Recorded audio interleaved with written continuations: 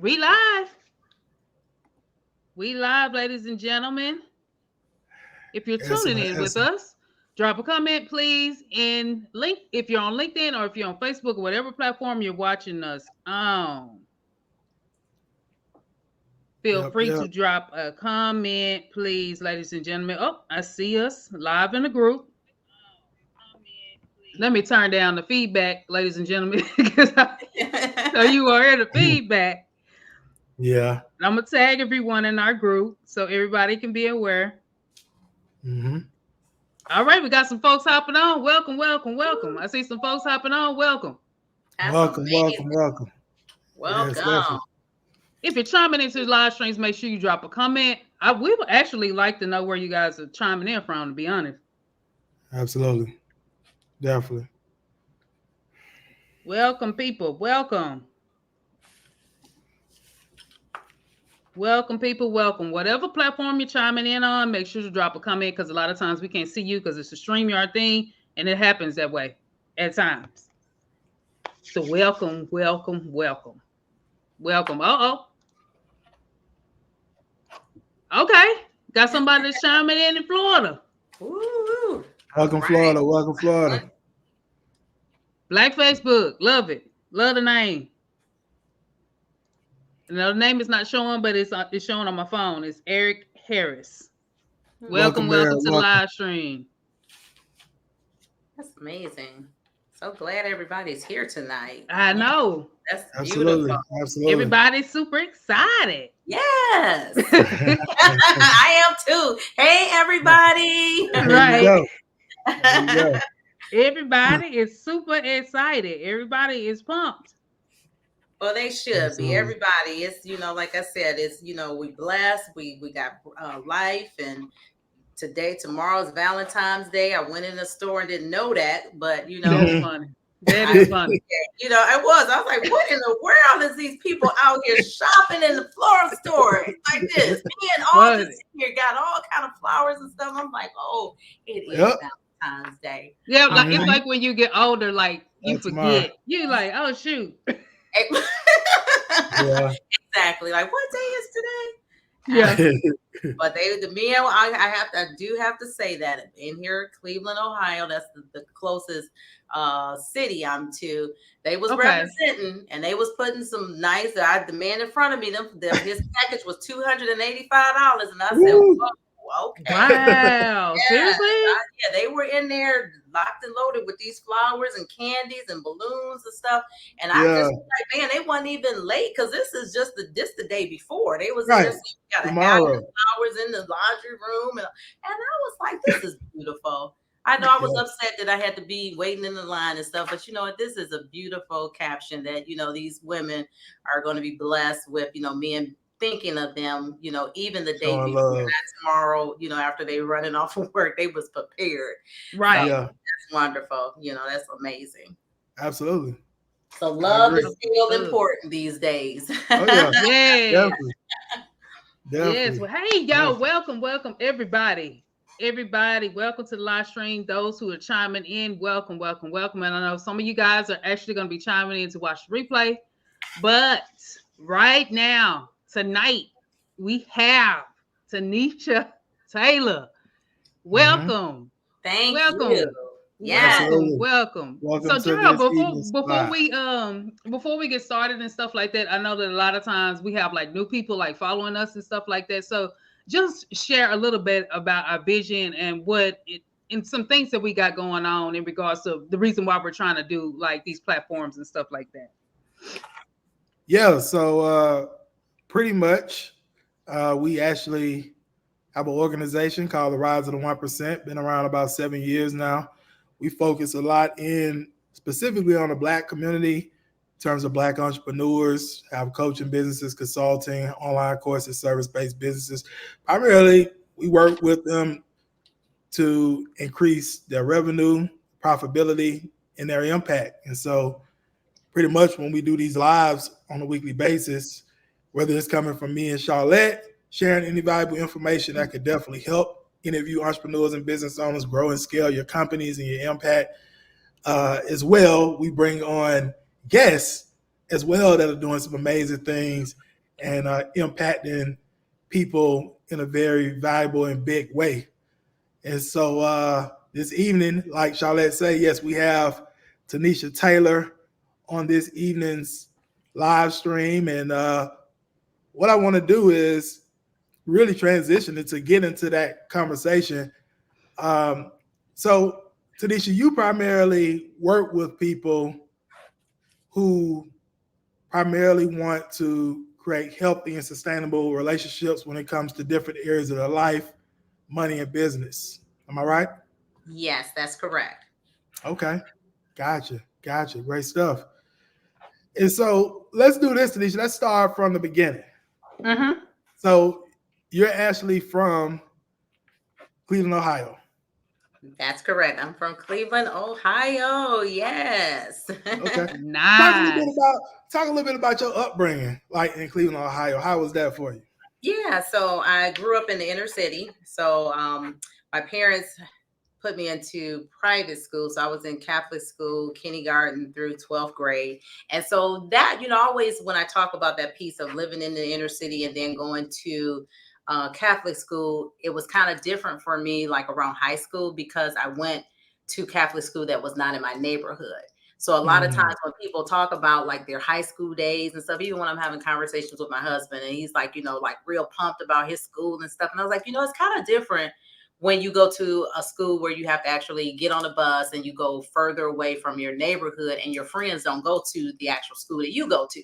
So you kind of got this where you come home and you're like, yeah, I got friends here for neighborhood, but we're not talking about like the game or the football game or the basketball game or what happened in school. So the high school moments seem to be not as in touch, like when people live in a community and they're able to come home and rally about what happened in school, who like who, the sporting events. So I always felt on the island a little bit when I came back home. And then even when I went to school, because that community feel was not always there. And I believe that's why I did some of the things that I'm doing in this business model, is because of some of those things. When you lack community, you feel like you're on these islands, and then you're not as productive because you don't have that cohesiveness of like other people to share those spaces and those memories and those good times and bad times with. So that's kind of a part of the growing up in high school years from, Catholic school to living in the inner city for me. Gotcha. Yeah, I can definitely agree with you in terms of at times, especially being on this journey as an entrepreneur and a business owner, you can feel like, yeah, you're on this island by yourself at times. Right. Yeah, and environment definitely shapes a lot of who we are and a lot of the actions we take as well. So yeah, that's great stuff.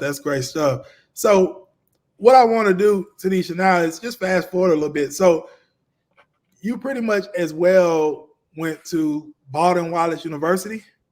Yeah, so it was actually called college back there because I hadn't been out for a long time. But yeah, that's the university is now the name for this current generation. Okay. All right. Generation. Gotcha. Yes. Gotcha. Yeah, it's the same. It's the same as one of the colleges I went to. It's Florida A&M University. It used to be called actually Florida A&M College. Okay. First, yeah. So yeah, they do that with these different universities and schools. So let's talk a little bit about that, Tanisha. So you first went to school for dentistry. Yes. Okay. Wow. Gotcha. That's okay. And I'm gonna shorten Okay. stories because they can get really long, so I'm gonna shorten them. So yes, Okay. at age 5, I think when I went to my first dental visit, I must have fell in love with the hygienist. Whatever she did at that age, I was like, oh, I'm going to be a dentist. And I just kept saying that every year. My little book, K through 12, when it says, what do you want to be? What's your career? I just said dentistry just because of that experience. When I was in college, I think it was my sophomore year, I was like, well, you know what? I think I probably should start looking into dental schools and actually see what they do and how to get accepted and what the requirements. So I went to the dental school and they had people actually working in, people's mouths for, I guess, their practice studies. And I was like, I don't want to be in people's mouths doing no dentistry. And it just really shocked me because I just was saying something year after year after year based on one experience. And I was like, oh no, this is not what I want to do. And so I went back and I was like, okay, well, this is my sophomore year, what am I going to change to? And by that time I was taking a lot of history classes. And so I decided, you know what, I'm going to make a pivot and I will do African and African American history. I'll be a college professor. That sounds good. So, when you're young, you're just pulling things out of, that sounds good. And so I went and continued my degree and went to the process of, okay, I'm going to be a college professor. I'll go to grad school and go that direction. So then life happens. I got married really young. In my first marriage, I got married really young and I went through college, graduated. And so after graduation, I was pregnant with my first daughter. So I'm like, okay, that's when I moved to Atlanta. So when I graduated from Baldwin Wallace, we transitioned to Atlanta. And when I was in Atlanta, that's when I got accepted to Clark Atlanta University, but it was too many things at that time to juggle. Newly married, kind of, sort of, a couple years, got a baby on the way, just finished college, need a job. Okay, where this going to graduate school don't fit in the picture right now. I need to go to work.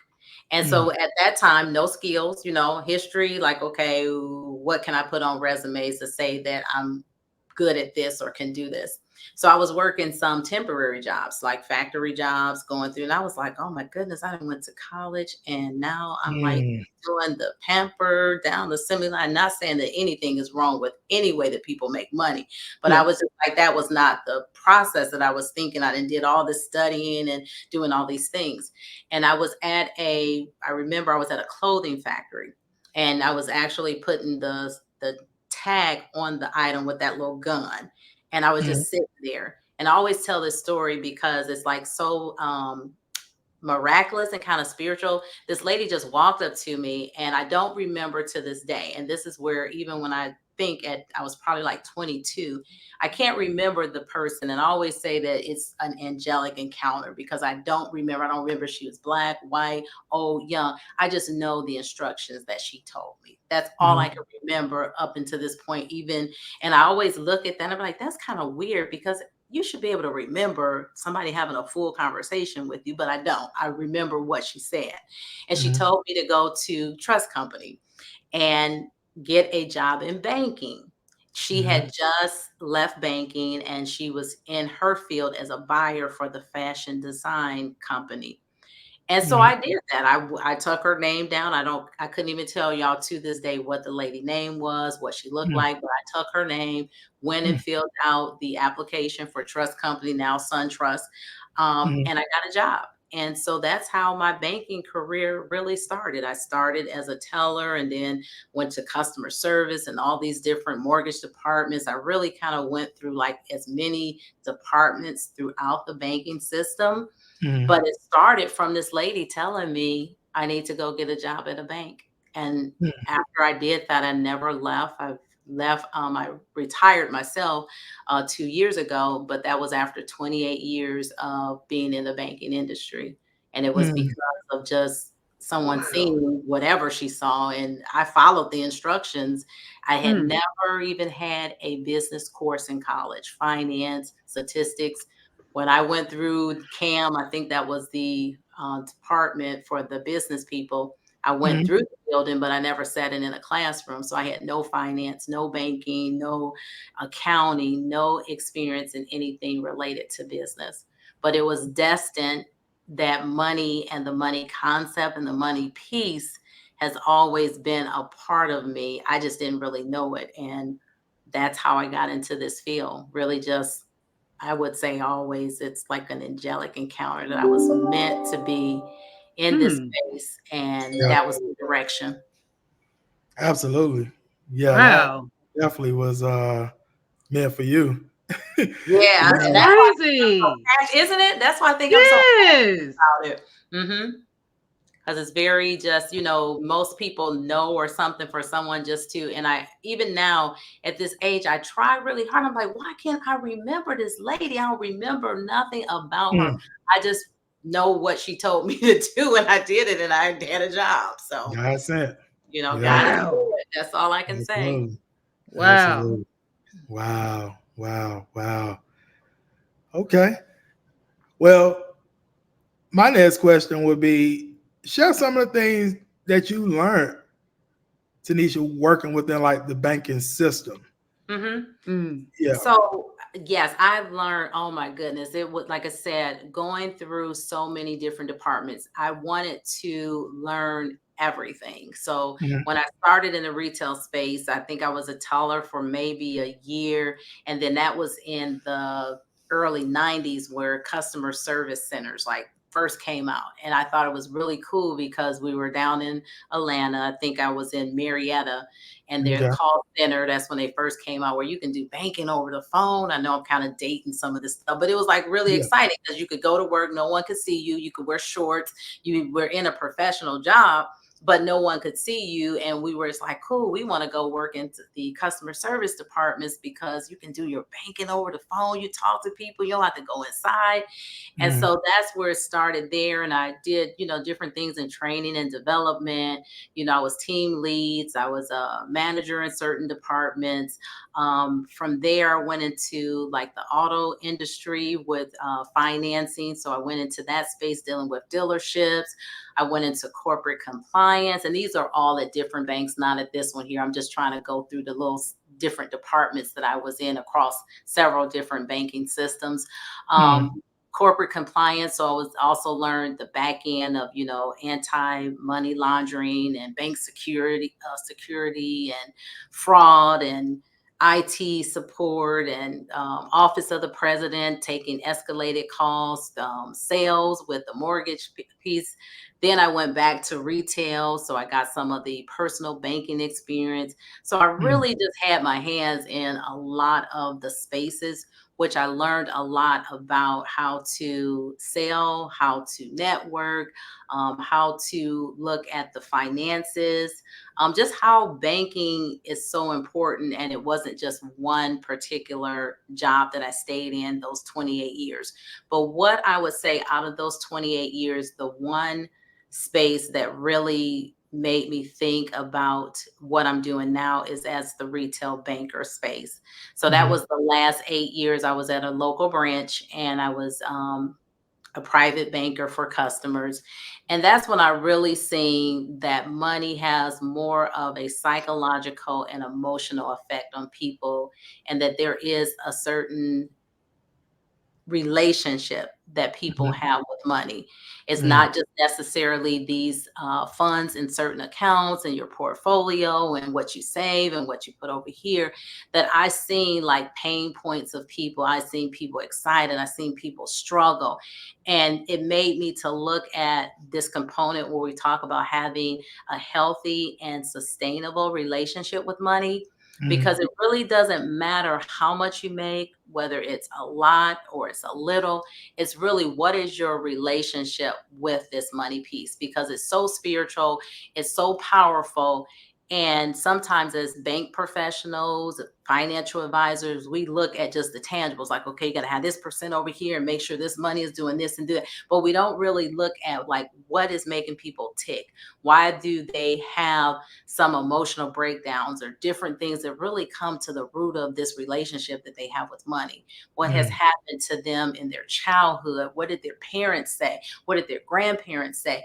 What were these encounters that create mindsets and create behavior sets of why people do what they do when it comes to money?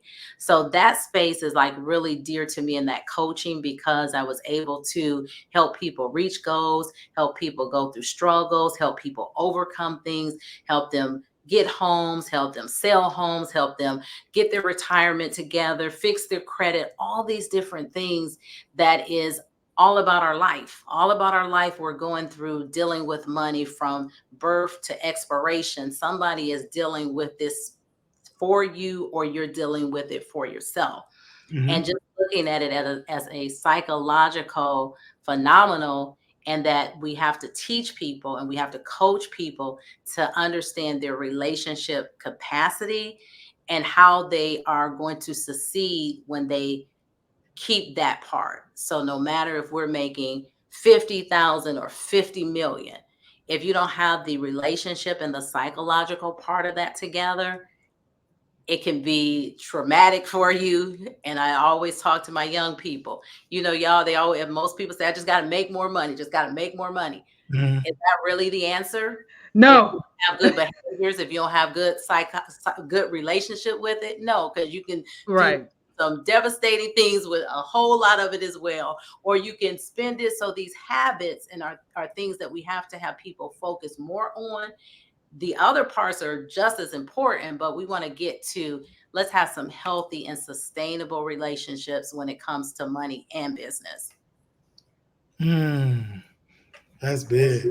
Yeah, it is. A whole lot of gems dropped there. Yeah, if you all are joining us, we actually have Tanisha Taylor on with us this evening. She actually works with people, even businesses, to create healthy and sustainable relationships with money. So if you've been on here, you just joined us, that's who you actually tuned in to alongside me. Of course, marketing automation consultant Charliette Cummings with the Rise to 1% as well. Make sure you're getting some value. Hit that love button as well.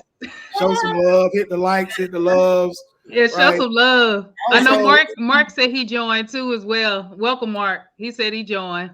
Welcome, Mark. And also, as well as Tanisha's dropping these gems, these nuggets. Right. Feel free to share any takeaways you get in the comment section. Or if you have any questions as well, feel free to drop them in the comment section. If you're over on LinkedIn, feel free to share this around with anyone else who can benefit. And if you're in a Facebook group, feel free to invite people to the group that you believe can benefit as well.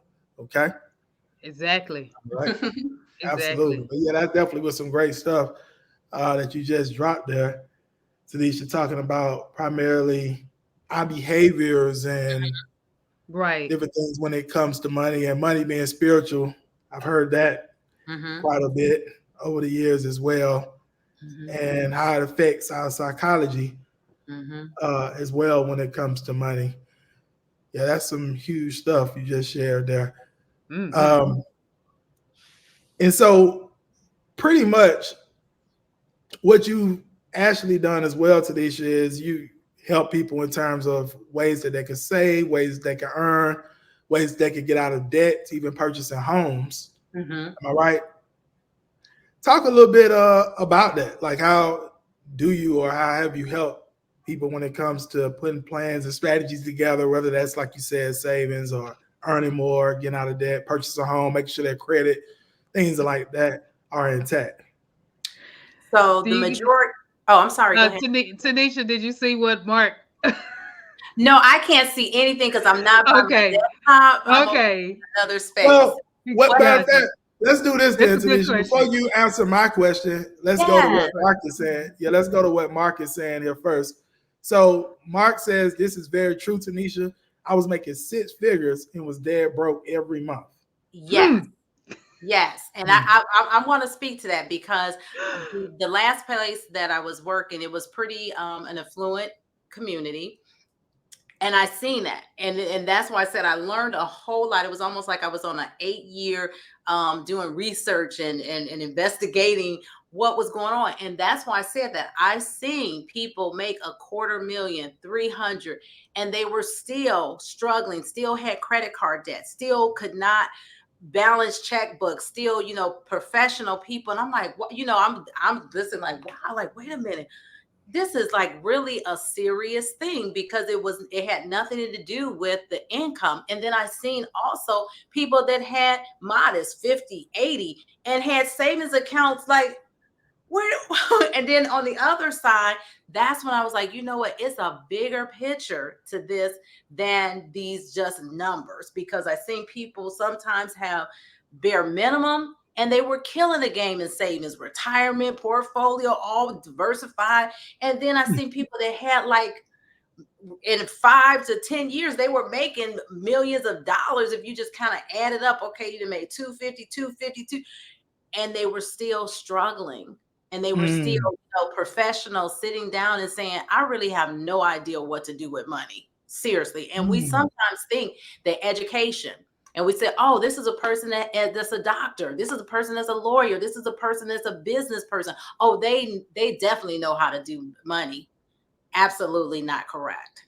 Absolutely. We think that education or that dollar amount now stamps and says, oh, this person is proficient in money management or their relationship with money because they went to school or because they have this dollar amount that they've achieved. And it is not. And we're not saying everybody, some people are killing it a game, making money and know how to do it. But when we start doing statistics and numbers, the majority of people are really confused. They're really scared. They're really nervous talking to bank professionals. That's why people don't go to the bank regularly to talk to people. Like, we'll go to our 6-month checkup, our year checkup, go to the dentist.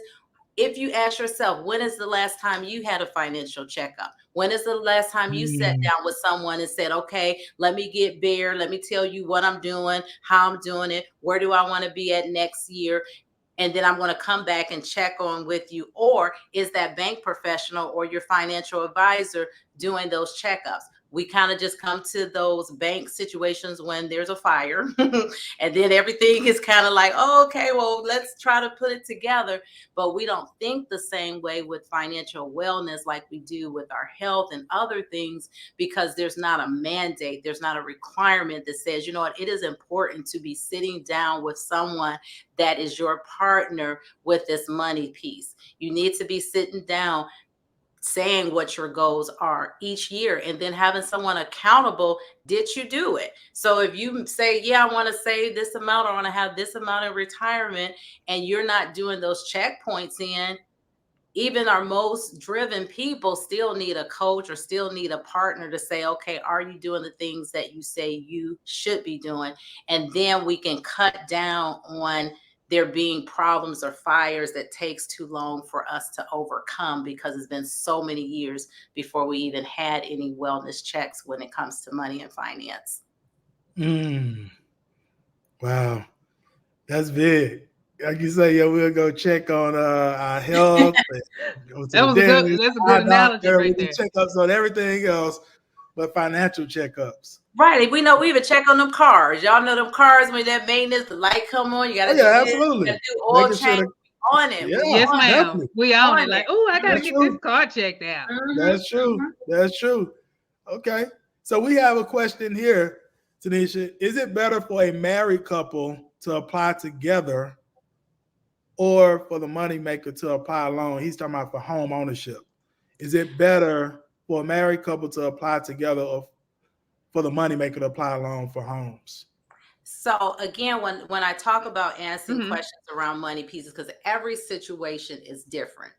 Okay. And so that's why when we're saying that you need to have these key people, because sometimes it may be depending on what you're doing. So when you're going into even purchasing a home, it is important for you to be having these financial analysis.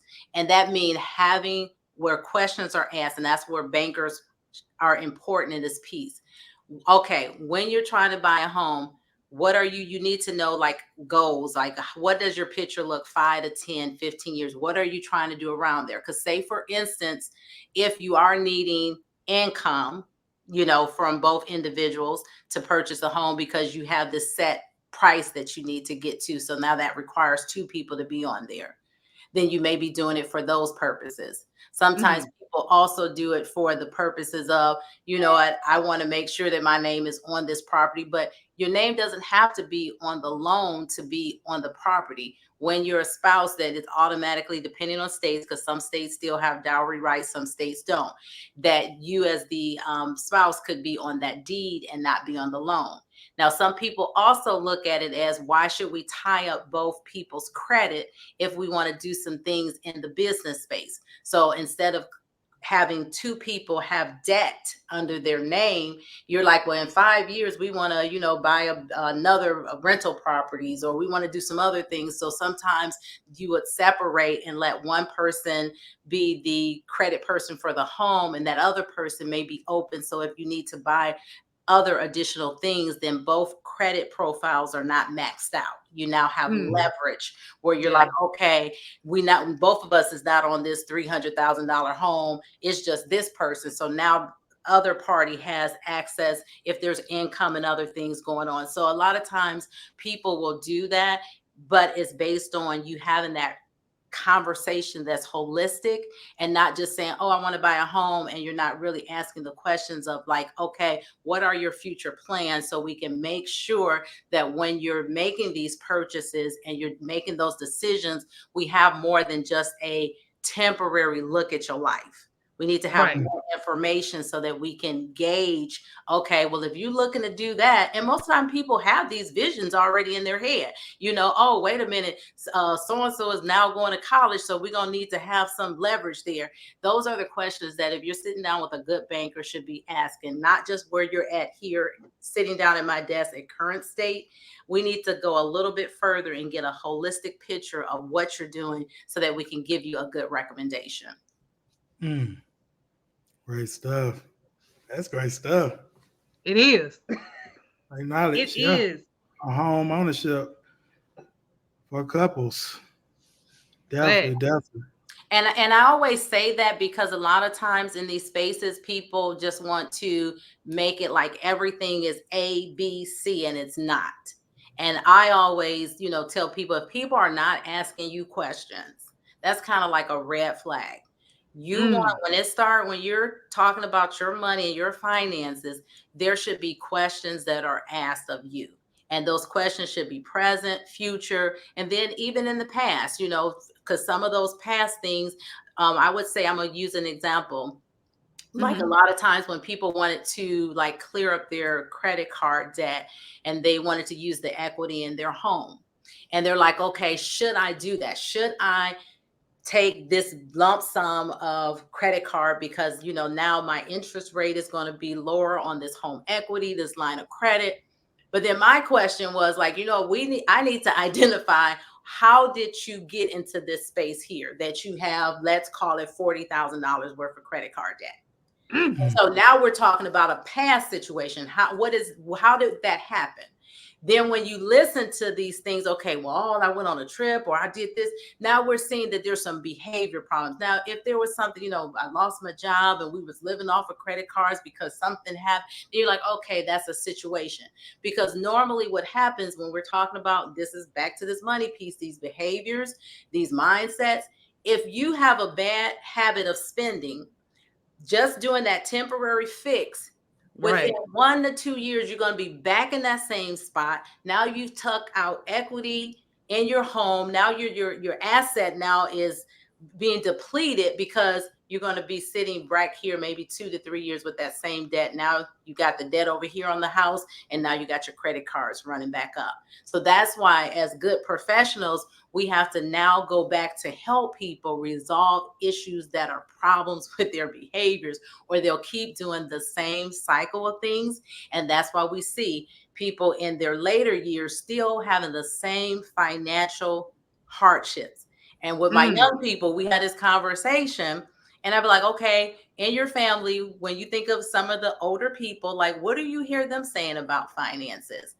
And it's like, you're like, okay, this system of banking or the system of finance is not really hard. You put money in, you take money out, you put things here, percentages over here. So it's not a very hard concept, but it really has a lot of difficulty for people all their life because they never correct or improve on their behaviors with it. So they do the same things over and over and over again. So they pay off their credit cards, and then they run them back up again. And not just for accidental things like, oh man, I don't believe I'm in that situation again. Man, I did that in my 20s. Now I'm doing the same thing in my 40s. What is happening? And you see that cycle, and you're like, wow, I thought I cleared that. Or I thought, man, I was supposed to be saving, and I still, these different things that are easy things to do is because we don't have people helping us to say, okay, we gotta work with your problems. We gotta work with your pain points of why you keep doing the things that you're doing.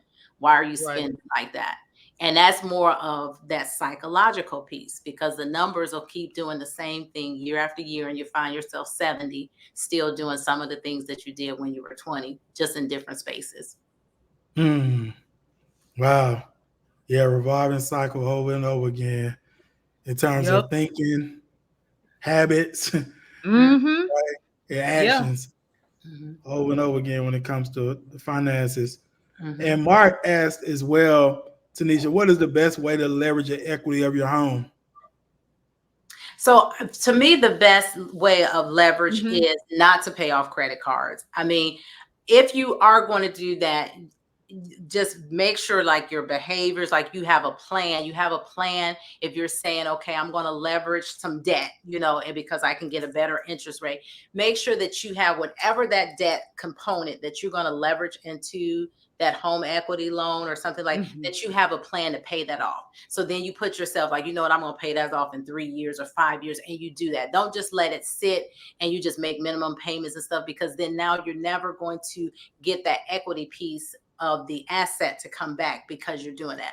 But now when you are trying to leverage and you're using debt, because debt is good depending on what you're trying to do with it. So Right. in our wealthy space, when we're using debt and we're trying to do business ventures, we're trying to do things to have a return on investment, then yes, because you know that, hey, if I do X, if I put debt in this field, I know that there's some return investment that's coming. So I always say, when you're going to get debt, make sure that it equates to a leverage position where you're going to have a return on investment at some point in time.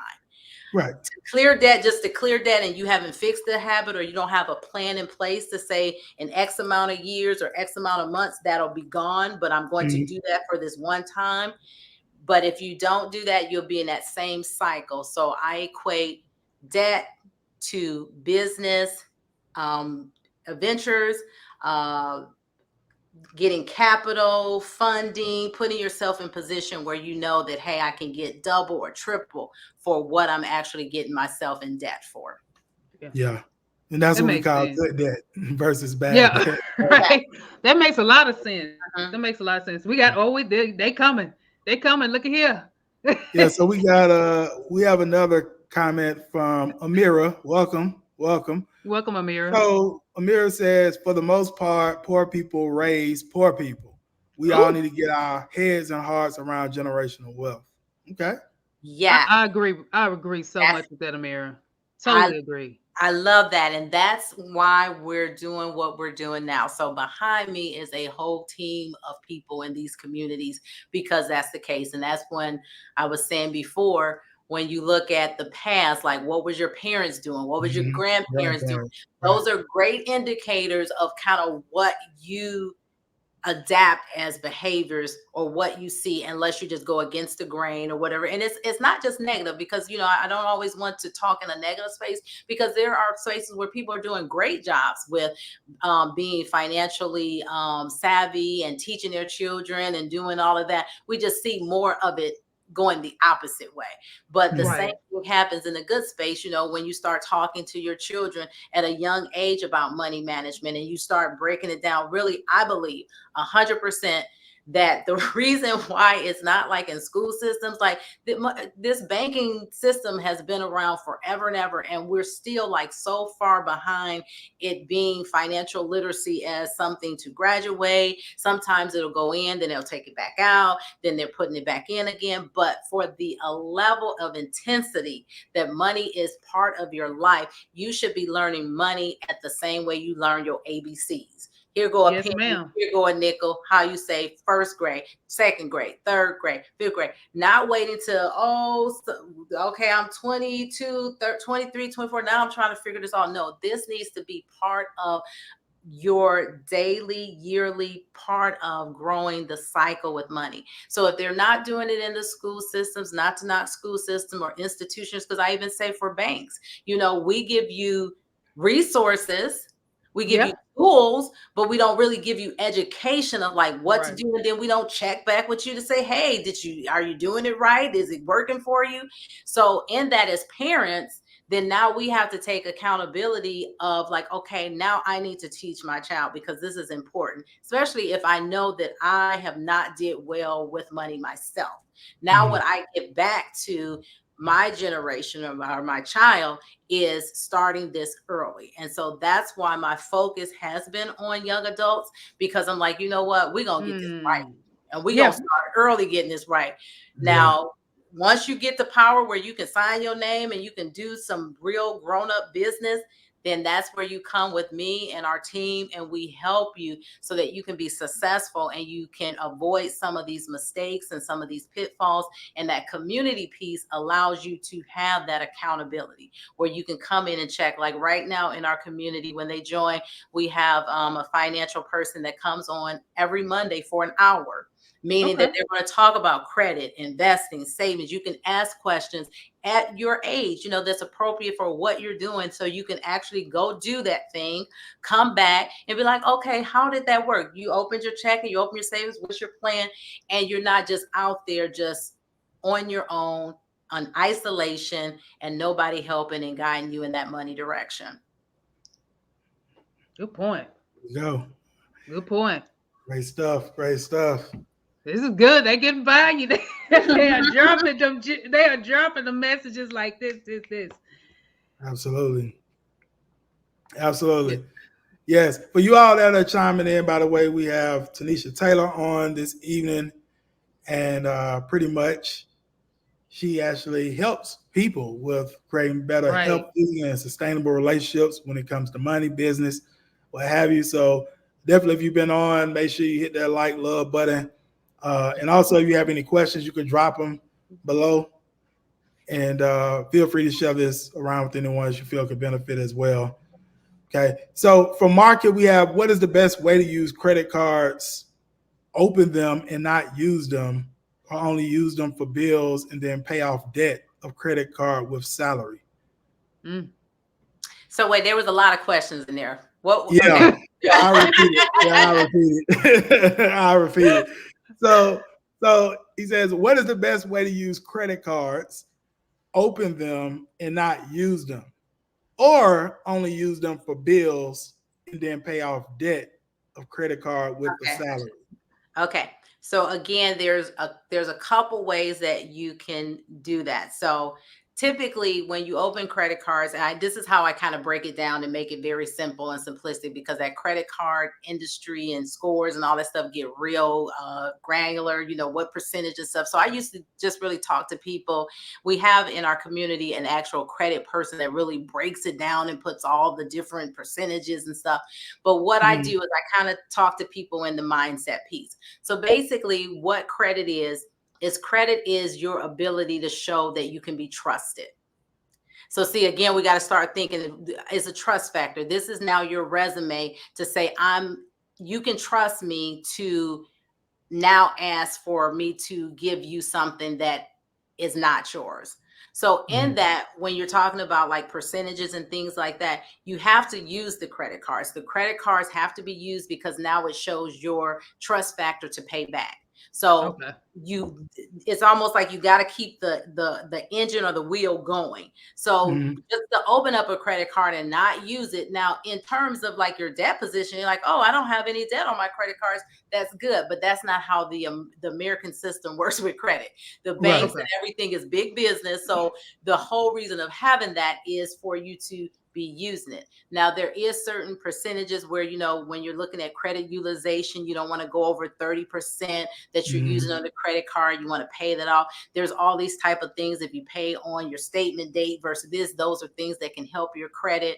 Now, there's some other things. That's why you kind of, even in your credit, you can be have diversification there, because say, for instance, if you're like, you know what I'm going to do is I'm going to pay all my bills on the credit because now I have this card that gives me cash back. Now, all the times credit cards didn't work that way. They didn't give you cash back and points. And sometimes that cash that you get on that credit card for your everyday spending is more that you get in interest in your savings account.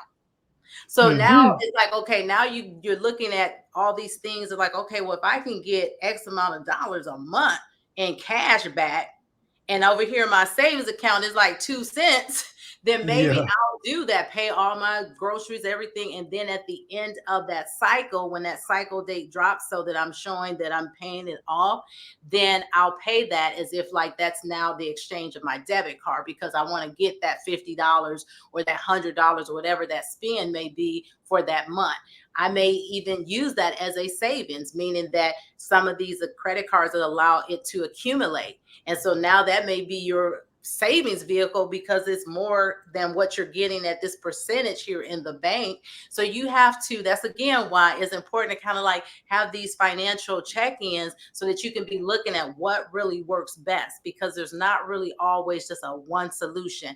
Now, if you have credit card when you're not disciplined, so if you run up that credit card and you know when you get your check, that balance ain't gonna get paid, then that may not be the best approach, because that $20 or $30, you may now eat that up in interest, because you're not going to pay that full balance, because oops, something else came up, so I'll just pay a partial. So in some of these strategic moves that you make, you also going to have to be disciplined, and you have to know yourself. That's why we go back to that piece, that relationship which you have with money is key, because even when you start making goals and plans, you got to say, are you going to be able to stick to what you said your plan is?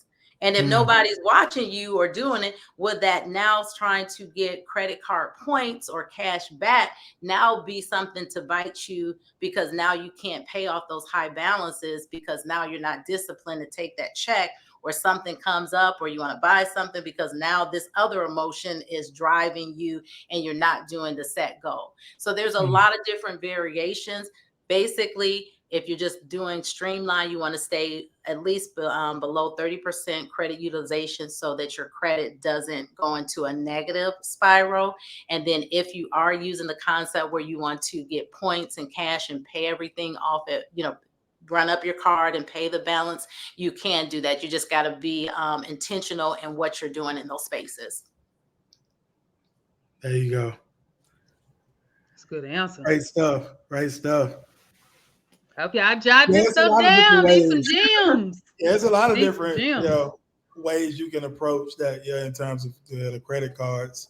I'm glad you went through those different variations. Yeah, and I think there's more too. I'm just going off the top of my head. There's other ways to do that. That's where y'all, if I can encourage, make your bankers work with y'all. That's what they're there for. Have them, this is the knowledge and space why they're there. They're not just there to open accounts and let you go out and not have help. You now have, because it's not set up that way, but you can. I would like to have an appointment to have my accounts reviewed. I would like to come back in 6 months. This is my goal. And you now force that relationship, not in a force where you make it, but you demand that, because this is important to you. This should be important, where you're saying, okay, and you shop around for the banker that you feel that works good for you, for your family, that you can start building these relationships. Relationship is everything. You want to have where, if they're not asking you to do that, when you're shopping around, looking for someone that's going to say, you know what, I value the relationship. You're coming to put your money in this particular bank, and now I want to make sure that you and your family reach those goals. That is how you, as a banker, when I was a banker, that's how I was successful, because I was interested in people having success.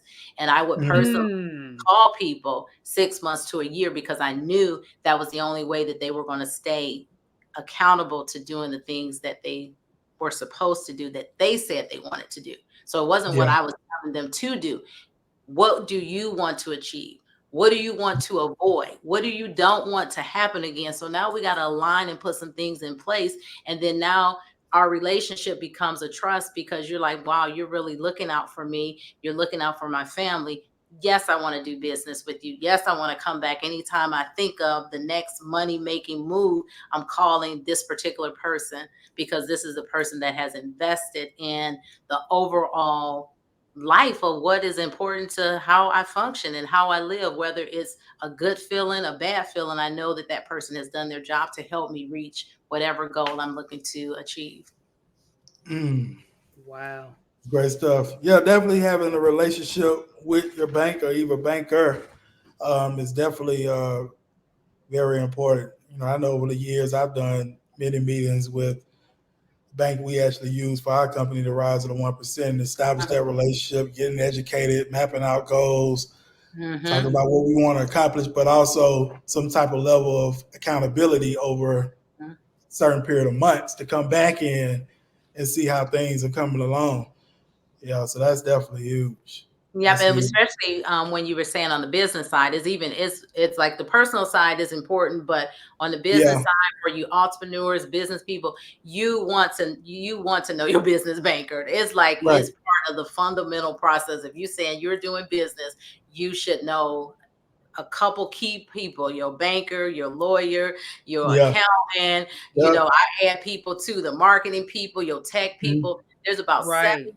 Before they used to say it was like 4 people. No, they didn't increase. You need to be friends with at least about 7 people in your business space that knows exactly what you're doing, how you're doing it, communicating. They may not be communicating with you, but it's like you're the nucleus, you're in the middle, and they kind of go out here. But all of those people should know by your communication what your business looks like, what you're doing, so that when you're trying to get funding, you're talking to your tax person, so they should not be taking and putting you not showing your business profitable, because then when you come to the bank, now your friend, your banker, your person at the bank is like, okay, why are you not showing no profits for your business? Now we can't give you no money. And so all these people have to be talking, not necessarily they're talking to each other, they're talking to each other through you. So you need to be knowing these key things of what I should be saying to these individuals, so that now they're working for me, and then there's no surprises. Because when you're looking at your goals and you're projecting and you're saying where I want to be, then these parties should be helping you get there, and not helping you by not knowing. And a lot of times when you're not communicating, then they're like, oh, I didn't know you wanted to, buy a building, the next year in your business. I didn't know that. Well, if that was told and that was part of the projection, then like, okay, well, we need to now start planning for that. Because if you need to go to the bank and ask for X amount of dollars, then now we need to make sure that revenue and that profitability is showing here, because unless you got some other ways to get it, and a lot of times we don't do that planning. And then when it's time to do what we need to do for the next step, we can't, because we didn't talk to the right parties to say, let's prepare to be there. So when we're trying to scale our business, or we're trying to do different things, these people can work in tandem together to help you with those goals. Great information. That makes a lot of sense. Definitely. Mark says, thank you, Tanisha. Your information is gold. Gerald, thanks for the invite. Great conversations. Yes, that's amazing. I love this. I love talking. I can talk about this all day, all night, because it's our life, and we want to do it right. So, Tanisha, I actually have a question too as well. So I know the cool part about it, and ladies and gentlemen, y'all need to take note of this, because you talking to a person with inside knowledge.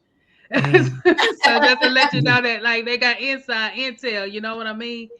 So, Tanisha, I know you know both sides of the spectrum. So I know that you spent most of your career, with the banks and stuff like that.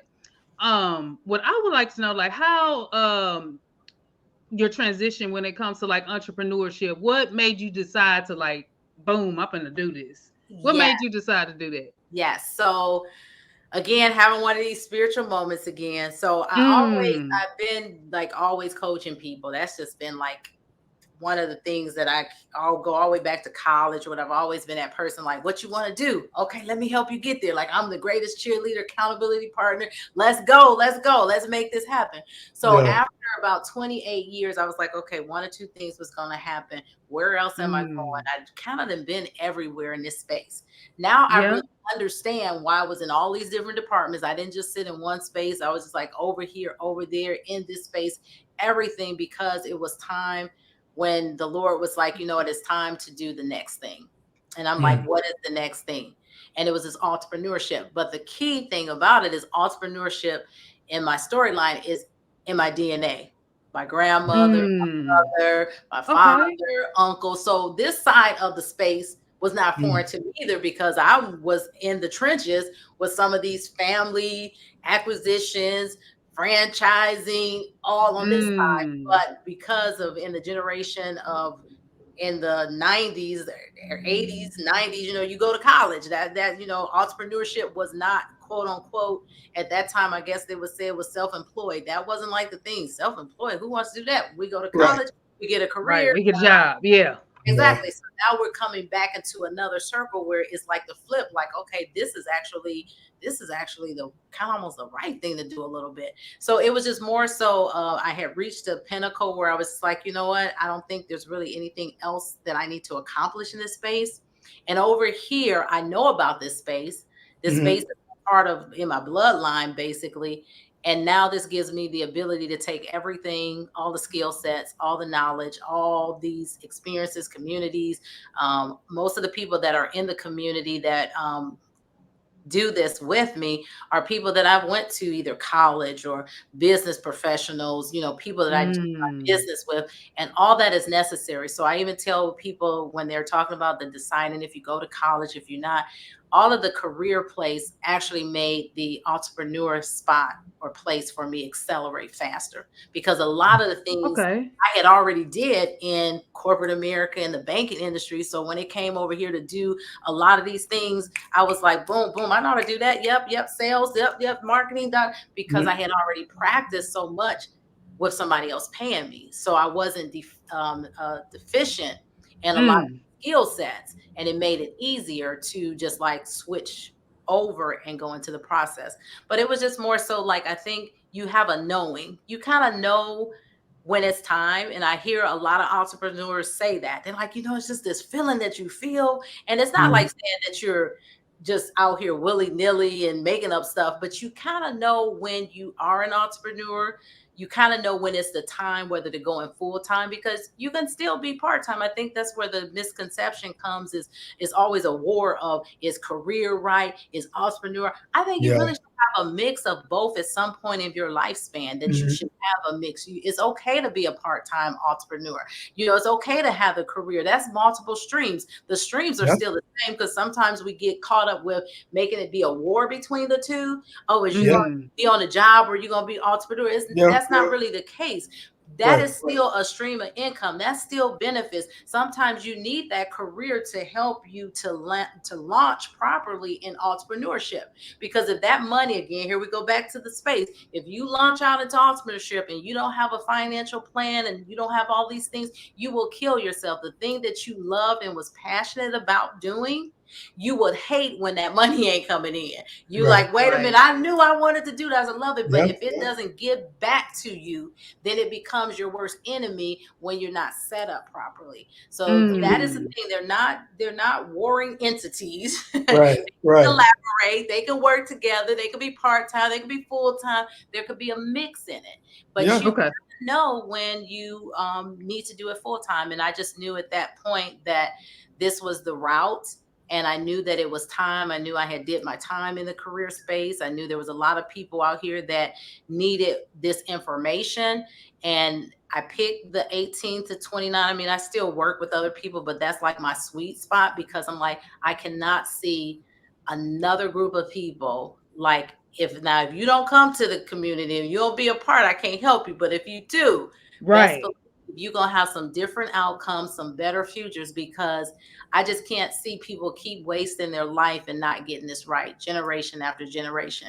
We're gonna, like right now, I'm setting up things for my grandson, because I was like, best believe you are not going to be going through these same cycles. We cannot keep having the same story generation after generation. And our Yeah. culture is kind of like, other cultures don't struggle with this. And we struggle with this a lot because we have to get our family dynamics back together. When we Mm. talk about wealth, how we become wealthy, and when we're talking about, when I was doing this presentation about wealth, it was about wisdom, experience, accountability, leverage, trust, and hospitality. Our wealth is in our leveraging of our families, y'all. And how we Mm-hmm. become wealthy is being using resources that's right within the core of the family. But if our families don't trust each other, if our family like, I ain't gonna give you my money to do nothing, you can't have this, then we continue to stay in a lack position. But if we want to have abundance, we got to go back and get our families right, be able to trust one another, love each other, so that, hey, if we want to go in business, we can do these family businesses. We can leverage each other so that we have wealth, and we have wealth that does pass generation to generation. And that's really the only way that it's going to happen. You cannot create wealth by yourself. You can isolated situations, but if you want it to be more productive, more successful, and you want it to be past a generation, you got to get your family together and work together and trust and love and make these entrepreneur and businesses very successful and let them pass to your kids, kids, and kids. And that's spiritual. You're supposed to leave an inheritance, and we got to do better. There you go, 100%. Oh, we have someone who made a comment as well, Tanisha. They say, exactly, never neglect every gift that God has given you. As Larry Fitzgerald once said, the more skills you have, the more valuable you are. Like a tree planted by the water. Trees have many roots for nourishment, so should we for economic empowerment. Absolutely. Totally agree. That's beautiful. 100%. Absolutely. 100%. Totally agree. Totally agree. Definitely. That's that definitely answered my question, because I know a lot of people, struggle with that. Like, should I really do this? But like you say, like, it's time. Sometimes you get it. It's like literally like a light bulb, like that. Like you said, that lady kid came to you. You're like, what is this? Yeah, at that point, awesome stuff. Yeah, this is good. Yes, it was. I like this. I like y'all. Got a lot of insights out of it. Yes, if y'all, like Gerald mentioned, like those who are just hopping on, make sure to show us some love. Also, drop some comments if you have comments, if you have questions or anything of that nature. Do so, ladies and gentlemen, because this is some good conversation, insider knowledge. Yes, absolutely. Insider knowledge. I'm gonna use that. yes, but that's a lot of people don't understand how important that is when a person has been like in that particular industry in insider knowledge like that long. Like, y'all, I can actually literally tell you what you need to do. Yeah, that part. Yeah. So, all right, let's bring up this comment from Amir. We cannot discount creating new families because these new drugs are unrecoverable. The violence, brain damage, and corruption can't be ignored. Okay. Gotcha. Gotcha. Okay. Gotta make better decisions, ladies and gents. Absolutely. 100%. That's what I would say there. And the last couple of things I would ask you, let me ask you this, Tanisha. When you hear 1%, what does that mean to you? 1% means the narrow path.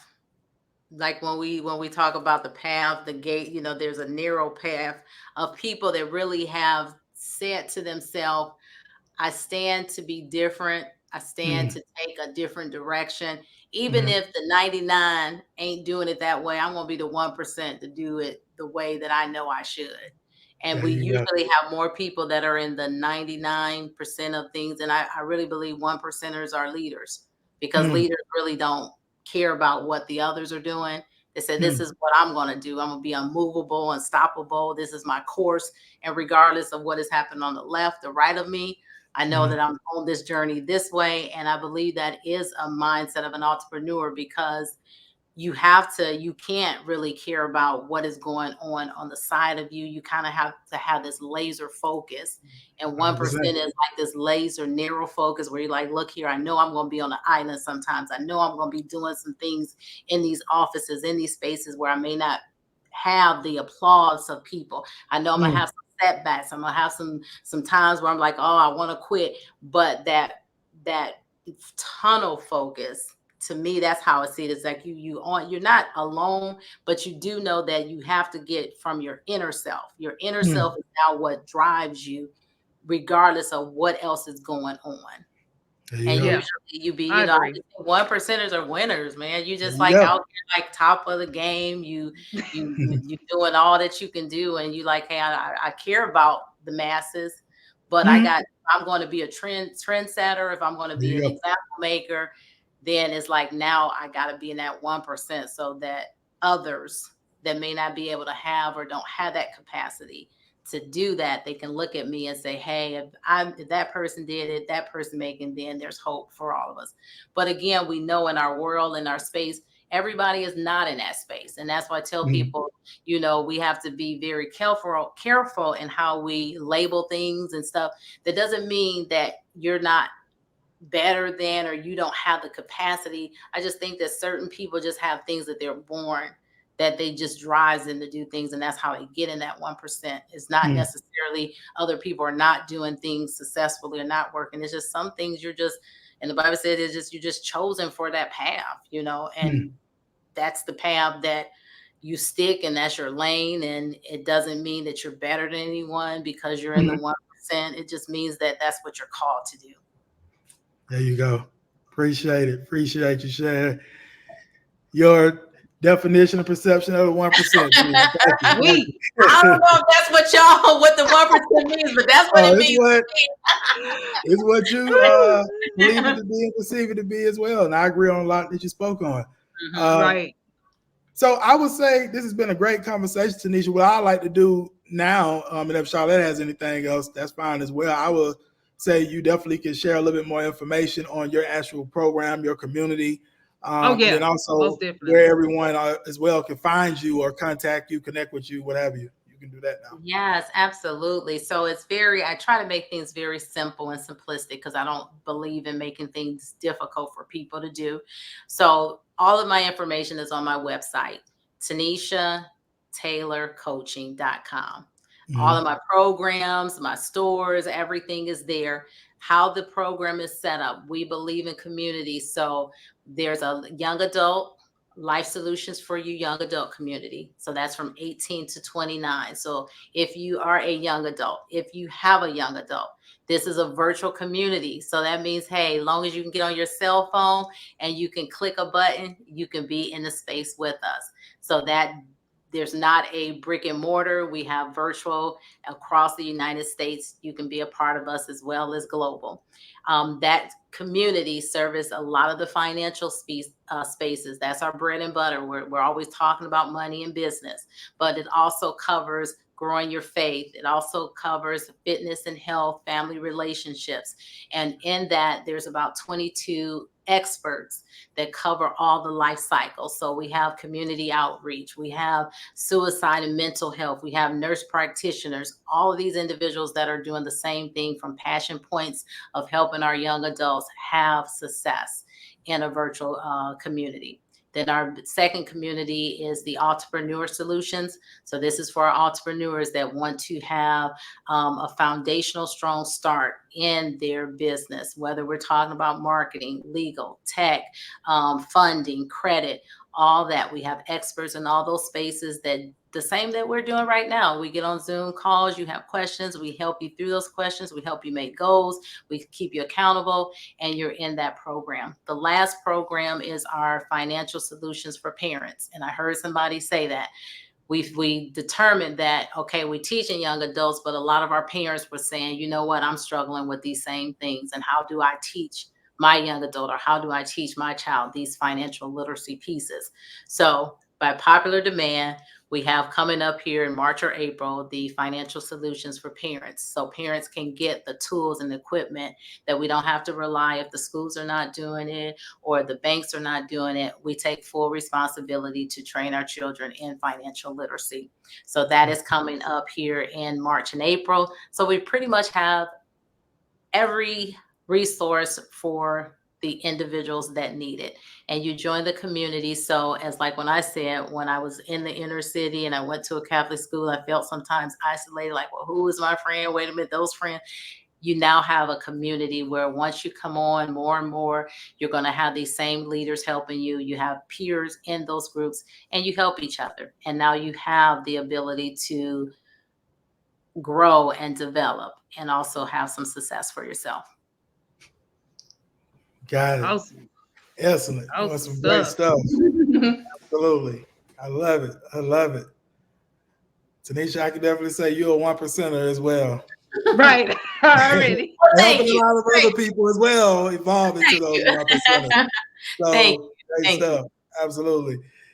So resilience is key. So someone says resilience is key. Our people must remove the distractions now. When we realize what our ancestry and forefathers went through, let your mindset shift to your newfound purpose. I totally agree. That's good. That's good. That's good stuff. Absolutely. Yeah, definitely. Yeah, but we can't let our ancestors down. It's some people, like we said, we're right.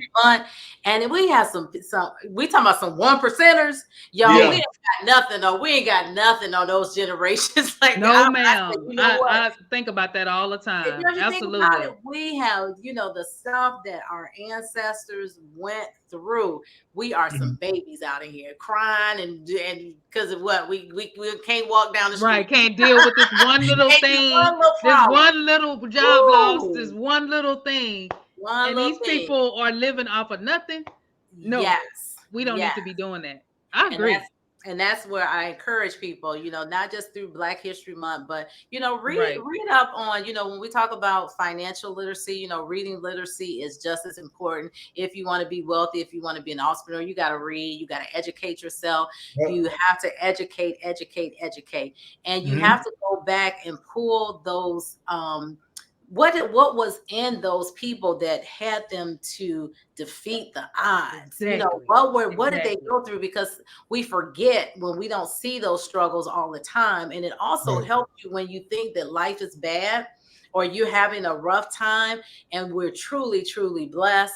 When you go and read and see the stuff that they went through, and still they were strong as what? I thank the Lord that I was not born in any of those times, because I'm like, unimaginable. And that gives you something to say, wow, if they were able to do what they did with less than nothing, being beat down, just all kind of rough situations, all those things going on, that should just empower you to be like, you know what, I can do this. It's not that bad. I can do this. I know that's but we only know that when we go back. That's another thing you got to do. You got to go back, and not just in Black History Month, y'all. Black history is history all through the whole year. So anything that I can say, just like with this financial stuff, don't just wait. Don't starve yourself to wait just to February. Make sure Black history is a part of your everyday conversations, your everyday getting knowledge of, and that just helps us to work with all cultures. I am an all culture. I believe I'm global in nature, because I believe everybody's culture is important, but it's your job to study your culture, study your people, study your the legacies and what they went through, and then find ways where, sometimes you'll find somebody that matches who you are, and it may give you a little like, yeah, that's me, I'm just like that. Okay, what did they do? Right. I encourage you to do that going forward. Absolutely. 100%. Good stuff. Yep, I always speak on that. Studying history and watching documentaries and things of that nature of the past just gives you that inspiration to see how far we've came, and if our ancestors went through all that what they went through, which was way worse than today's time, then we definitely could push through a lot of these obstacles and challenges that arise today, and go out and really, create success. Right. And can I say one other thing too? And then I don't know what time we're on or where we're at, but this is one, is that, when we're studying these things, because this is where I've seen a lot, like when people go back and, some of that stuff is very hurtful. It's very damaging. But y'all just have a piece of forgiveness, have a love to say that, we don't want to create the anger and create those spaces where we can't go forward. So we go forward by looking and saying, that would forgive and not create distension between other cultures, other ethnic groups. It's just saying, hey, that was real and that happened, but y'all, we're gonna move forward, and we're gonna move forward in love, because some of that stuff, when you do go see that, I know when I was at the Black History Museum in DC, and you see that, and it's like, it hurts, and you're like, wow, that's this, but we want to just not let that come into our spirit. We want to always be moving forward and moving forward in love. Absolutely, 100% agree. Definitely. Agree. Absolutely. Totally agree. Yep. Okay. Well, this has been a great conversation. Charliette, did you have anything else on your end? No, I don't think so. That's all I had. But this was great, y'all.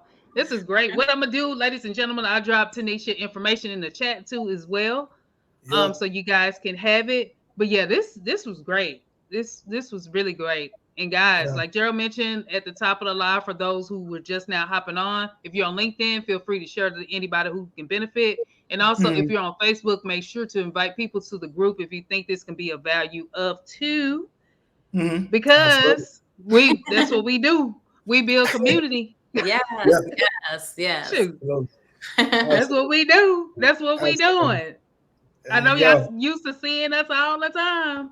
Y'all gonna see more and more of us all the time. We gonna be in your face because this type of stuff need to be talked about. For Mhm. real. Right. Exactly. Yeah. Exactly. Yeah, we appreciate you, Tanisha, as well, coming on, sharing all these valuable gems. I got some great insights. Me This too. is something to definitely go back and watch the replay on as well. Thanks. This is great. Yeah. Several times, quite a bit. Quite. Yeah. Yeah. Awesome. So, yeah, definitely. Definitely. So, Okay. ladies and gentlemen, thanks for tuning in tonight. Those who drop, matter of fact, if you're watching the replay, once you watch the replay, make sure to drop hashtag replay so we know that y'all are listening to our content. Absolutely. Ladies and gentlemen on Facebook, ladies and gentlemen on LinkedIn, have a great night and thanks for tuning in. Good night. Absolutely. All right, Good thank night, you all ladies. for coming on. I really appreciate everyone coming on, and y'all be blessed. Go back, listen to something, and grab one thing, at least one thing that you know that you can hold on and actually get a result out. Get a result out of one thing Absolutely. from this messaging. Okay, thank you. Absolutely. Yes. I appreciate you all having me here tonight. Awesome. Absolutely. No problem. Thank you. Absolutely. Everyone have a good night. Bye-bye.